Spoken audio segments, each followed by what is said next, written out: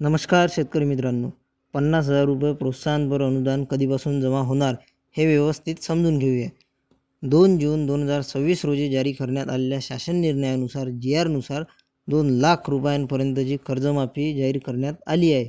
तसेच नियमितपणे कर्जाची परतफेड करणाऱ्या शेतकऱ्यांना 50,000 रुपये प्रोत्साहनपर अनुदान देण्यात येणार आहे. ज्या शेतकऱ्यांचे आधार प्रमाणीकरण ई-KYC पूर्ण होईल त्यांनाच या योजनेचा लाभ मिळणार आहे. ई-KYC पूर्ण झाल्यानंतर लाभार्थी शेतकऱ्यांच्या बँक खात्यात ही रक्कम जमा केली जाईल.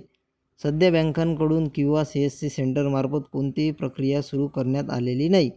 लाभार्थ्यांच्या याद्या बँकांकडून किंवा CSC सेंटरमार्फत उपलब्ध करून दिल्यानंतर शेतकरी आपले ई-KYC पूर्ण करू शकतील.